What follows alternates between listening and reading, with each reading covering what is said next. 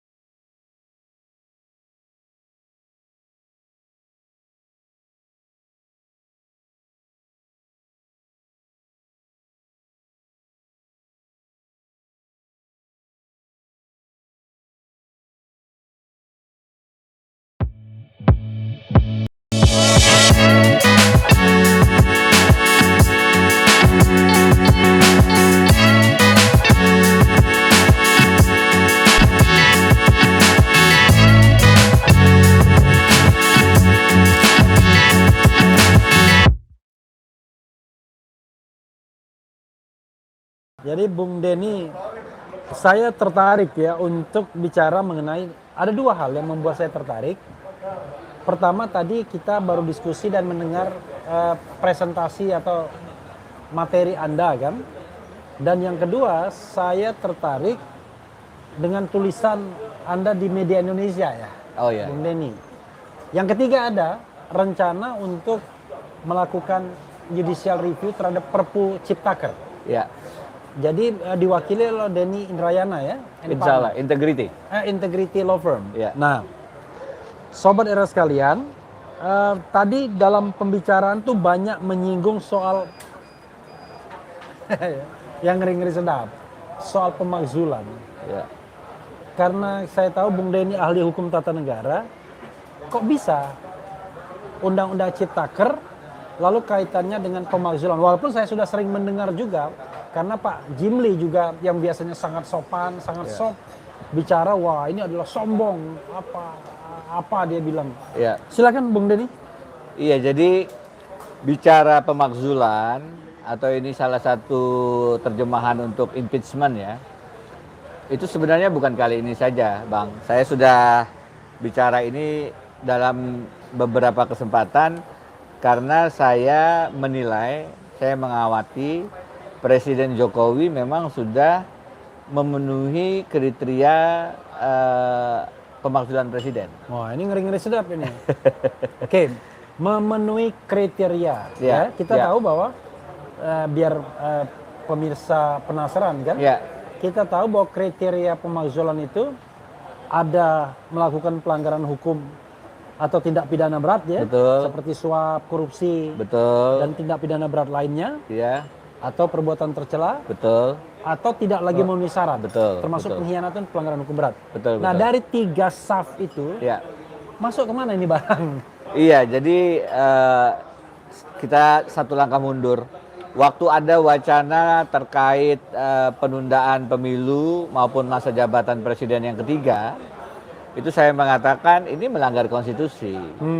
Dan kalau presiden kemudian terbukti ikut langsung atau tidak langsung menginisiasi itu, maka itu termasuk pengkhianatan terhadap negara.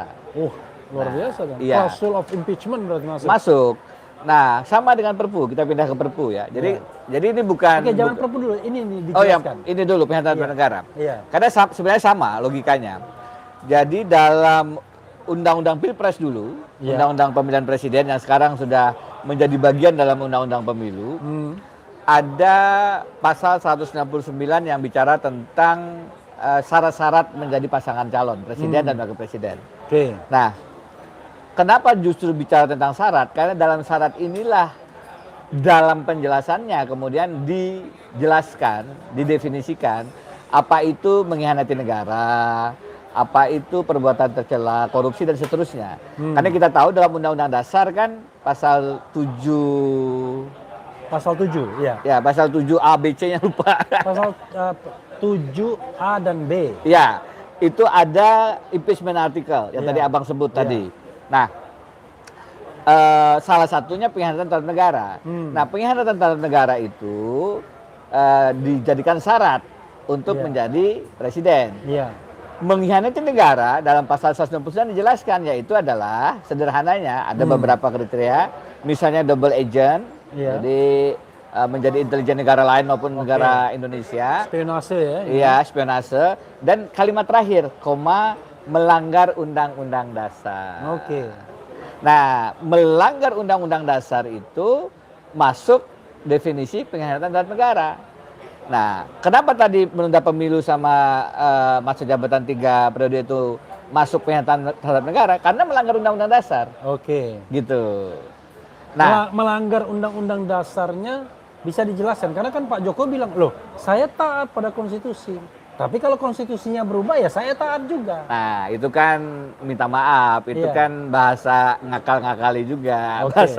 bahasa Abu Nawas lah minta maaf. Iya. Ya yang namanya taat terhadap konstitusi, ya 2 periode, 2 periode. Oke. Kalaupun itu secara normal, secara sah dilakukan perubahan, sebaiknya tidak berlaku pada Presiden Jokowi untuk tidak kemudian mengatakan ada benturan kepentingan. Oke. Sepanjang kemudian itu berlaku kepada Pak Jokowi, orang bisa mempertanyakan ini sebenarnya beliau menginisiasi tidak? Ya. Dan dari berbagai berita informasi kita mendapatkan indikasi bahwa beliau juga termasuk sebenarnya tidak juga secara tegas menolak begitu. Sehingga Oke. bahasa kalau konstitusi taat pada konstitusi, maka itu kan bersayap. Konstitusi yang mana? Jadi kalau Konstitusi yang berubah jadi 3 periode kan jadi kalau hak asasi itu minimal crime by omission ya. persis. Oke. Nah, karena itu dalam konteks penundaan maupun masa jabatan 3 periode ini kita katakan pengkhianatan terhadap negara. Kenapa Perpu menjadi pengkhianatan terhadap negara? Jadi Oke, konsisten. ntar dulu. Jadi kita kesimpulannya adalah Oke. mengapa wacana 3 periode dan perpanjangan masa jabatan itu menjadi masuk dalam klausul impeachment karena Ya. dia bisa dikategorikan sebagai pengkhianatan terhadap negara. Betul. Dan pengkhianatan terhadap negara karena dia melanggar konstitusi maka konstruksinya itu. Betul. Dan pengkhianatan terhadap negara adalah salah satu klausul dari impeachment atau pemakzulan. persis. Oke, itu ya sobat era sekalian ya. Ini sekali lagi bisa pro dan bisa kontra, tapi ini adalah pandangan legal formal ya. Persis. Ya, positivistik dari Denny Indrayana, Profesor Denny Indrayana. Nah, tiba-tiba Undang-Undang Ciptaker ini dikatakan juga pengkhianatan terhadap negara. Oke, silakan. Jadi kalau diruntut tulisan saya yang tadi disebut di BD Indonesia, Perpu Ciptaker, pelecehan Mahkamah Konstitusi dan pemakzulan Presiden, meskipun di dalam judulnya kemudian kata-kata pemakzulan Presiden diedit, Iya, iya. itu kan sama konsisten alurnya. Kenapa? Saya berpandangan penerbitan Perpu itu melanggar putusan Mahkamah Konstitusi tentang Undang-Undang Cipta Kerja. Oke. Melanggar putusan Mahkamah Konstitusi itu tidak boleh presiden karena melanggar putusan MK berarti tidak melaksanakan konstitusi itu sendiri. Karena Mahkamah Konstitusi adalah organ konstitusi yang putusannya harus dihormati, harus di-honor, harus dilaksanakan. Kenapa dia melanggar? Karena sederhananya ya MK itu mengatakan ini konstitusional inkonstitusional bersyarat Iya. karena tidak ada partisipasi publik yang bermakna. Sederhananya itu ya, kan panjang itu penjelasannya. Iya. Dengan diterbitkan Perpu, pasti tidak ada partisipasi publik yang bermakna. Iya, malah Dengan- lebih mundur. Malah lebih mundur.